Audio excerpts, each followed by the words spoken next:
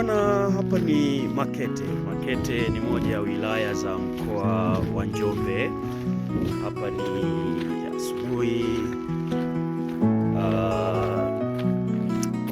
Nimepata fursa ya kutembea sana katika mikoa mingi, vijiji ndani ya nchi yetu, lakini jambo moja na kubwa zaidi najifunza kuhusiana na Tanzania na maisha yetu kwa ujumla.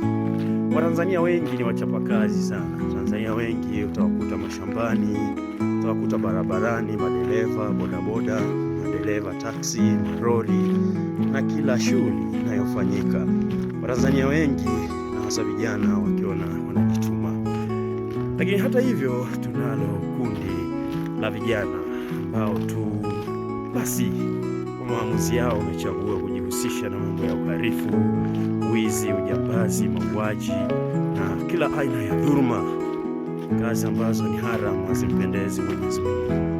Lakini kwa fursa hii ambayo Mwenyezi Mungu ametupa, ni jambo tu la kukumbushana vijana, Tanzania yetu hii, kitazama Makete, Njombe, Iringa kwa ujumla, fursa nyingi, watu wanajihusisha na shughuli za uchumi.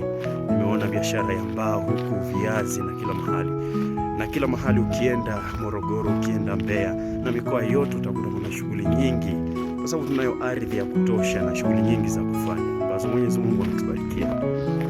Jambo la kukumbushana tu kama vijana, tuna kila wajibu wa kuchagua kazi halali, kuamka mapema asubuhi, kufanya kazi, kujipatia riziki halali na kujiepusha na kila aina ya dhuluma. Kwa sababu gani?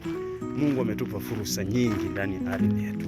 Hatuna maana ya kuwa na taifa la wezi, majambazi na wahalifu wa aina yoyote hiyo katika ardhi hili iliyobarikiwa kila aina ya neema na Mwenyezi Mungu. Amka kijana, kafanye kazi halali kwa ajili ya ujenzi wa